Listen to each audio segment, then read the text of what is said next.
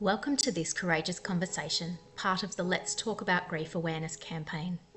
In this conversation, we delve into a critical discussion on supporting children and young people as they navigate change, loss, and grief in communities affected by natural disasters. Joining us are Godelieve Hofman-Verkuyl, MacKillop Season's Natural Disaster Response Lead, and Dr Meaghan Vosz, a research fellow at Southern Cross University's Centre for Children and Young People. Together, they share invaluable insights and learnings, shedding light on the challenges these young individuals face and the essential support they need to heal and grow. Okay, well, here we are in a critical conversation about supporting children and young people to navigate the change, loss and grief that when they experience disasters, natural disasters in their communities. So welcome and thank you for being here, Godelieve. I would like to start by acknowledging country. So I'm here in the beautiful country of the Widjabul Waible people of the Bundjalung Nation. Some people will know it as Lismore. And I'd like to pay respect to the elders here and respect to elders and country where you all are as well. And just to acknowledge that this country was never ceded.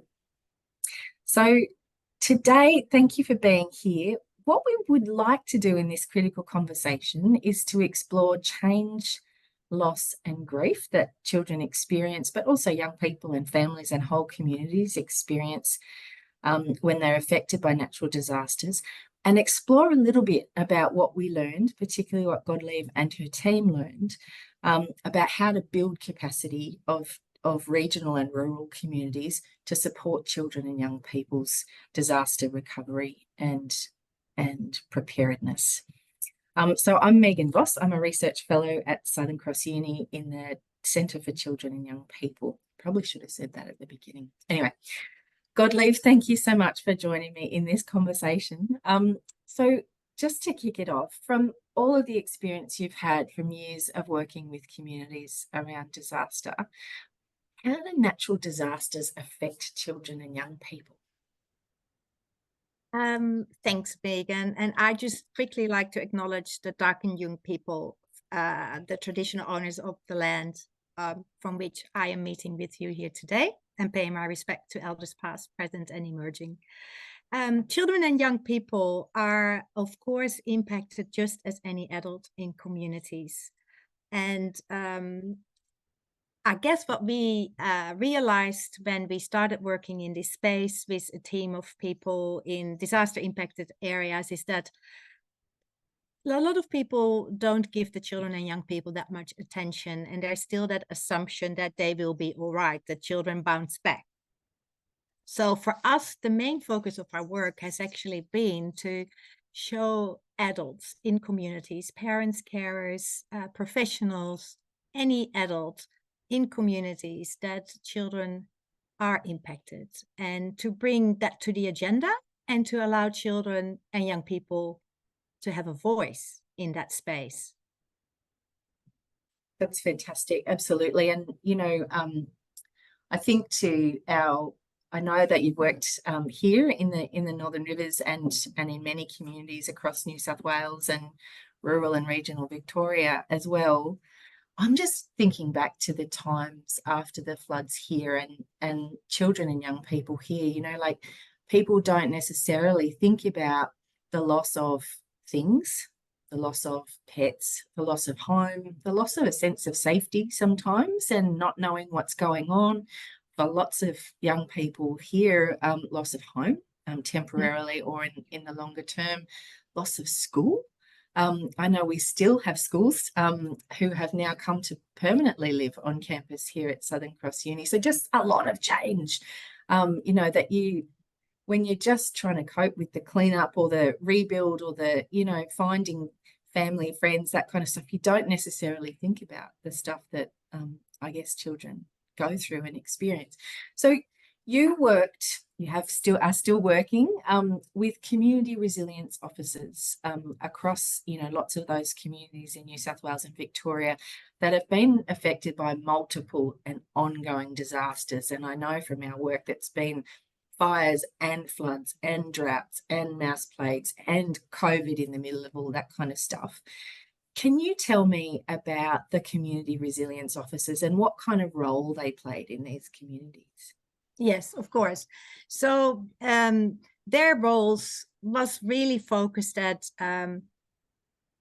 helping the community members and both focusing at children and young people as well as the adults in their life, because children and young people are part of that ecosystem, are part of that whole community they grow up in. And we really were focusing at assisting them in developing the knowledge, the skills, and the tools to deal with the change, loss, and grief following those disasters. But before we actually could do that, and our programs are psychoeducational programs, we had to understand what the particular needs and situation was in those different communities.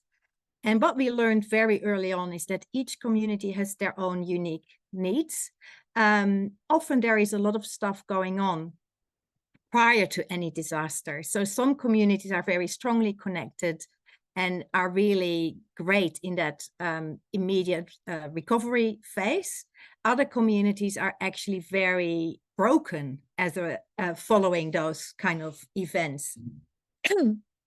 So for us, it was mostly to, first of all, connect with community members and mostly the leaders in communities, because you often see that the first responders, that the school principals, they, because of the roles they are in, they're often well respected in communities, and they took on a real leadership role in terms of getting people together, getting support in place.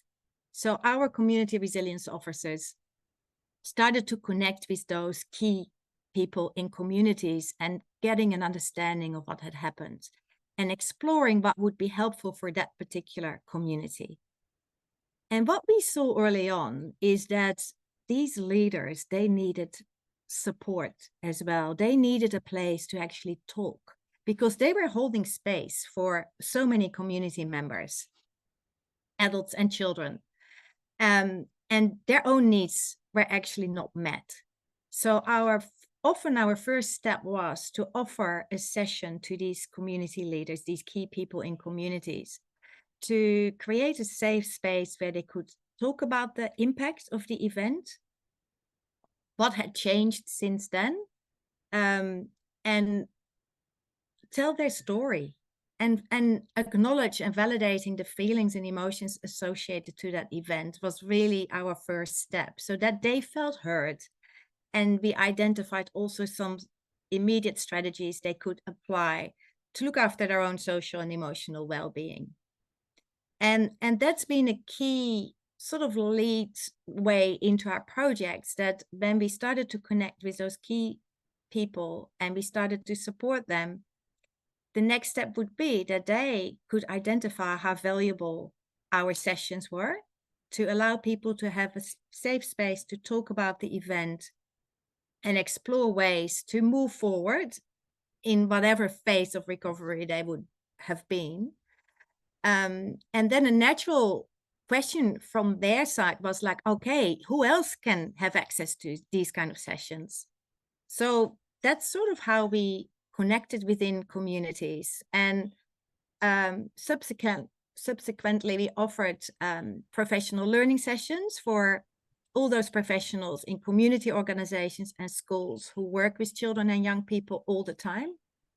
We offered parent and carer sessions, so that really we started to highlight the importance of listening to children's feelings and emotions and experiences as well, and to not assume that they would be similar in their responses as the adults would have been, or that they would have a similar experience in that whole event. And so from those sessions on, then we also reached the children and young people and trained professionals to build that local capacity, because we never have presented ourselves as the experts. We always work within community. We identified the needs and made a plan how we could support that community. But we would train local people in our children and young people programs so that they could deliver those programs ongoing. But for those professionals to do so, they needed to feel in a good space themselves. And that's why that support for these adults in communities was so essential. I really love the way that you explain this, because, you know, often when we're thinking about working with children and young people or supporting their participation, their recovery, their resilience, we think going directly to the children. And what I've loved about watching your work has been how you've kind of gently and respectfully entered into communities and found ways to support the people who are around children and young people. And then, you know, once that kind of foundation has been bolstered up and strengthened a bit, then where there's a need, going to children. I would like to ask you a question that I think that some people might not know about, that's really kind of critical to the work that you do. Can you tell me about why the seasons or the stormbird might be a useful metaphor in thinking about how children and young people navigate loss and change and grief related to disaster? Yes, so the seasons are used as a metaphor for change. And so the first main message any participant in our program receives is that they're invited to look at the seasons in the environment where they live, and explore that aspect in nature which shows us that change is all around us all the time. And also the ability of nature to adapt to changes. So we go through the main seasons around winter. We start in our programs this autumn, where you really obviously identify in nature that things are changing. Then we move into winter, followed by spring and summer. And we adapt those seasons according to the Aboriginal seasons in those areas as well. But the main message of the seasons is that change is the only constant in life. And that is for a lot of people a huge relief to experience. And then we can also help them to see that often they have been going through a lot of changes already in their lives. And that gives especially children and young people the confidence that they can adapt to changes. So if you talk about the changes of just growing up, where children at one point, they start preschool and then they move into school and then they move into high school. And then they reflect back on those changes. They realize that they have adapted many times in their lives already. And where starting primary school may have been a really big and scary step, they have actually settled into that space. And they've done it again when they moved into high school. That's just one example. Look, I really appreciate that, because it gives us a sense that even though there may be such grief and sadness around what we've lost, the capacity to keep going and the knowledge that things will settle again, you know, we'll come to a place where there is a bit more certainty again at some point, you know, like there will come a strengthening again, and there will come challenges again and that kind of stuff. I really love it as a way, especially for young people who've got so much energy, but, you know, for them to see those changes as something they can surf, you know, or ride. It's very, I think, a very empowering kind of message. Can I ask you about, there's something we talked about throughout this project over the last few years that has, I think people are starting to really get hold of, and that's the idea of ecological grief. And I'm wondering how you kind of connected with that concept and with children and young people around that. I guess with the natural disasters, especially with the fires, the natural environment changed so dramatically. Where, you know, from a full bush environment where I, for example, live, we had just black sticks everywhere and no grass, everything was brown and gray, and no sounds of any bird or any animal. I think that was very obvious. And for people who live more in nature, and that's often the communities which are more impacted by fires. If you look on the south coast in East Gippsland, in Lismore with the floods, those beautiful natural environments, the impact is very obvious. And I think there is an understanding more and more that we as humans, are part of nature. And so any change in nature affects us on a very deeply human level as well. So in our conversations with young people, we really start to identify and acknowledge that despair they felt and very little hope for the future, considering the impact of climate change, decisions which have been made even before they were born, and with a real sort of doom and gloom feeling with regards to their future. We really felt that this was something we needed to acknowledge and validate and help them to name as well. And often when we talk about ecological grief, people actually don't really immediately understand what that means. But when you explain the feelings associated with the changes in our environment and our future perspective we feel, then people say like, oh, yes, yeah, that is actually exactly what I feel. And that's why I feel so low or, you know, down or disillusioned. So from that understanding and the relevance of, again, creating a space where young people could come together and discuss this, this dread they were feeling, we developed an ecological grief workshop. And then we also wrote a beautiful little sort of a research paper. We have developed a professional learning session around it. So that really came from what we saw, what was happening on the ground, and what we then felt was another need we could actually support. Thank you so much. I know I threw that question at you with no preparation whatsoever, so I really appreciate your wisdom. There's something I'd like to explore a little bit in terms of children and young people and their experiences of loss and change and grief around disasters, and it's connected to schools. So we know from research that children's participation in schools has a huge amount to do with their well-being, their sense of being heard, their having a voice, being supported to speak, that kind of stuff. So I'm interested in it from that perspective. But schools are also, for many people, a hub of community as an asset, you know, the physical asset, the network of the school and its connectedness to community. So what I'm wanting to ask you, hopefully I haven't put words in your mouth, is how important are schools when it comes, or is they a school when it comes to the community's recovery from disaster, and particularly for children and young people? Schools are incredibly important because they're part of our community, the fabric of the community.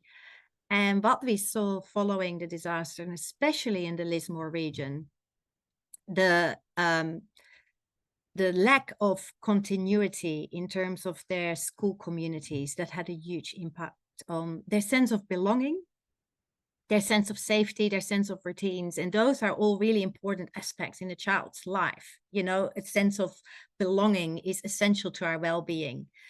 Routines keep us safe and keep us focused. So that all disappeared. And I think that has, especially in the Northern Rivers region, a long-lasting impact. Schools disappeared, schools were merged, and then they were not merged. You probably know all the ins and outs in the region. And at the same time, there's also schools who kept going. There's also amazing schools who, even in their demountable places where principals and teachers picked children up from the street who were just walking around following the disasters, where parents were busy getting their lives back on track, and brought them back into their demountable buildings to create that sense of safety. So schools are incredibly important. And I think there has been a lot of change happening. People left the area, so children lost friendships, or they had to move elsewhere themselves. Huge impact on relationships. So a lot of parents there, they separated with subsequent consequences. So there we talk about the secondary losses following a big event.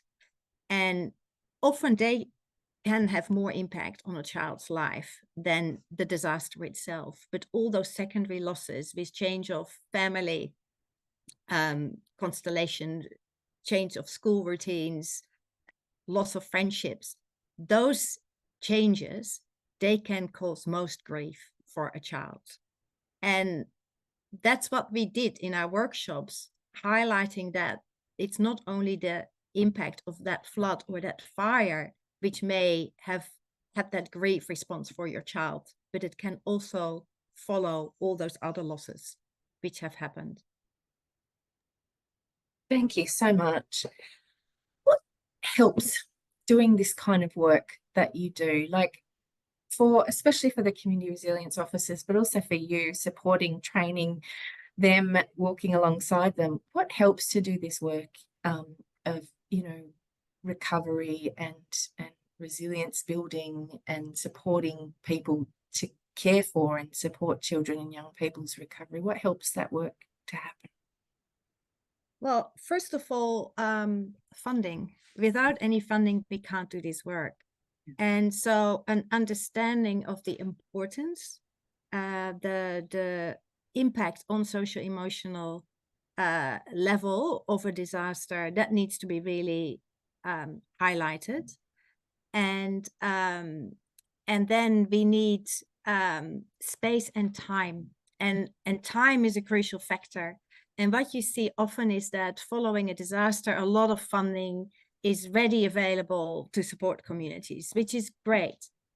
But that is good for the first needs to be met. That's really important, that people get housing in order, and which is often a very long-term issue anyway.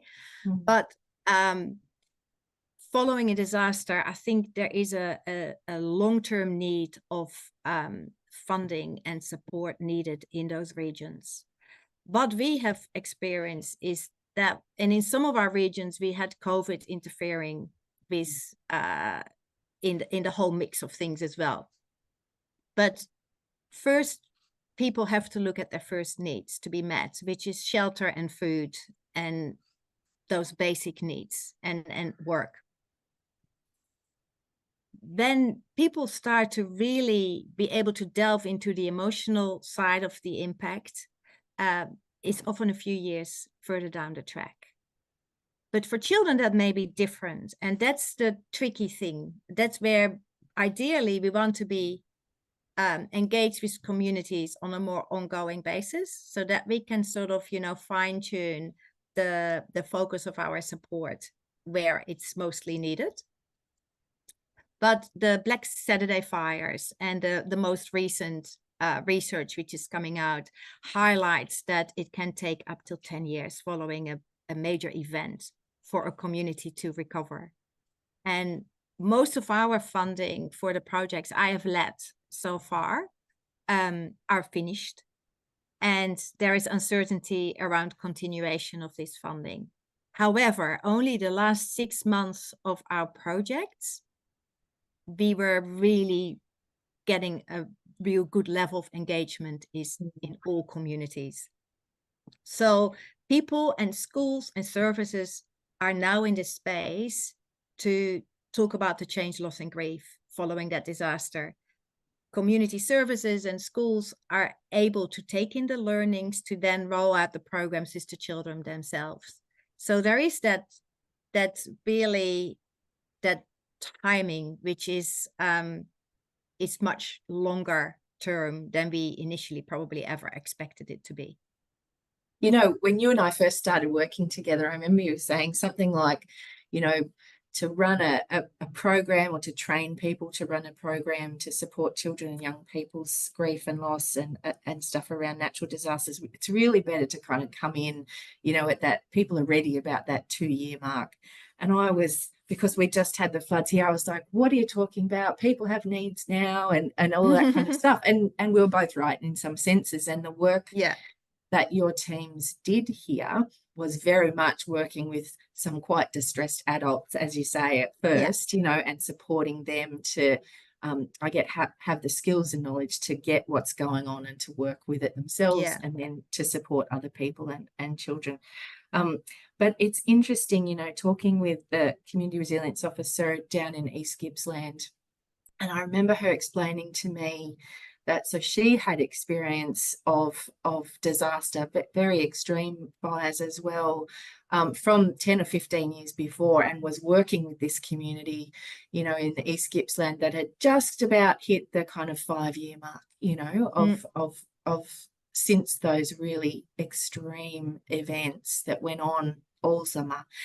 And I remember her saying, you know, it's amazing because even though our communities are so different, our experiences are so different, you do have a sense, there's a resonance between you, you know, about these things over time. And I've got to say, so many people here in Lismore are talking about, I feel like I've just come out of from behind a cloud, you know, from that I've been in for 2 years of struggling and being angry and, you know, all those kinds of things. And it's really interesting. We're all having such different experiences. I was very well looked after and cared for, other people not so much.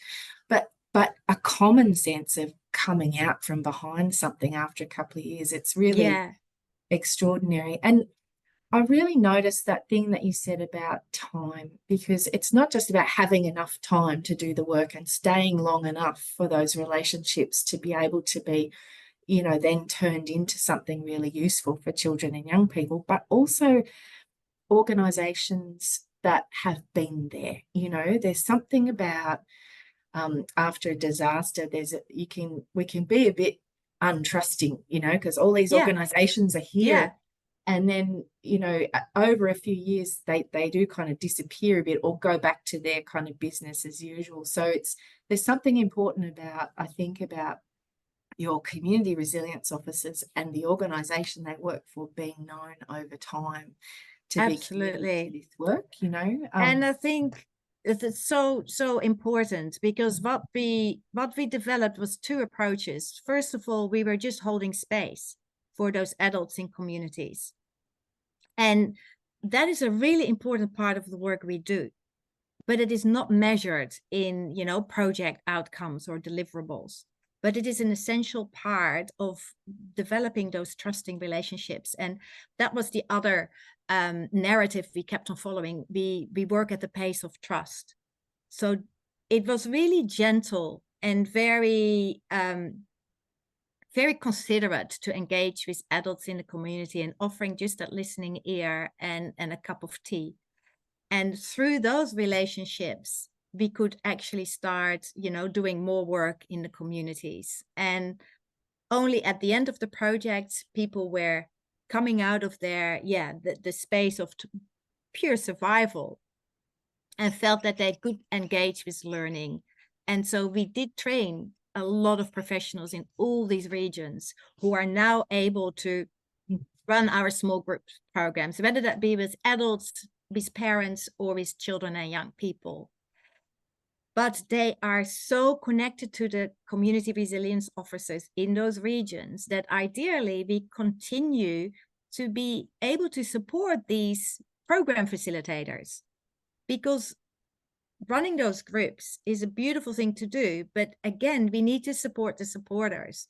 They will hear stories in their groups and will have a need to debrief with somebody. And ideally, that is that same person who has been there all along. So I really see that there is a long-term need for people to be able to support the supporters in these communities for the years to come.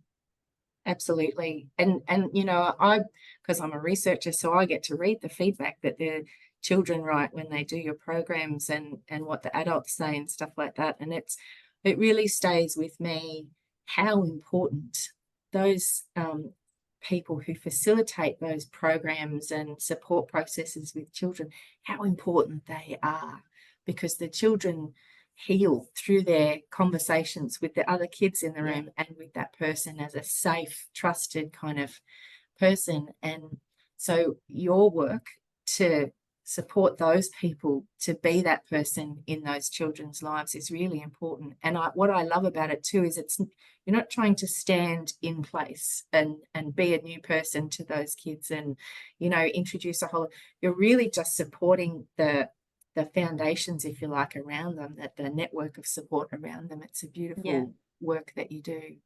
How could we improve the way that we support children and young people after disaster?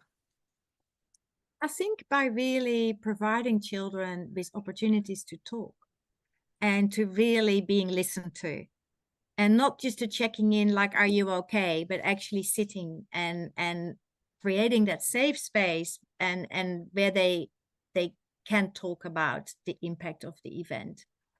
What we hear a lot is that in the Northern Rivers region, there is huge triggering when heavy rain starts to fall again. And what we also try to help parents and carers and teachers to show that they are triggered themselves as well. That's what we hear all the time. And to really trying to manage their own feelings and emotions without translating that towards the children they may work with or who they have in their care. So it is also understanding that we all have probably a lot of similar triggers, but we will respond to those triggers differently, and we cannot assume that everyone else is triggered in the same way. So there was one teacher I spoke with, and she's also a parent, last week in the Northern Rivers, and she said, when it starts to rain heavily, I get so triggered, and I actually have to take myself out of the classroom or out of my family environment to manage those big feelings myself before I actually go back and check in with my children. And it can be the other way around, that you as an adult are actually have managed that, but your children may not. So it is understanding the triggers, the long-term impact of these events, and offering opportunities to talk about these things and to talk about the feelings and emotions, and acknowledging that any feeling is valid, whether that be anxiety, whether that be anger, whether that be frustration. It's what we do, how we act out those feelings is where we may set boundaries. But for a child to understand that it is normal to feel that way, and that it's okay, there's a reason why our bodies and our minds respond in a certain way. So that real helping them to develop that emotional intelligence. I think that the other thing I really love about the way that you work is giving them opportunities to connect with each other and talk to it, because there's something about, like for you and I as peers, there's something I always learn through our dialogue, and I think there's something there for young people and children as well, in the right space with the right support to learn from each other, and I don't know that they would always think that that's a great thing, but we see it, when we evaluate the work that you do, that kind of connection. That's so but important. we hear it from the children and young people as well, that the most common feedback on participation in our programs is like, I learned that I'm not the only one.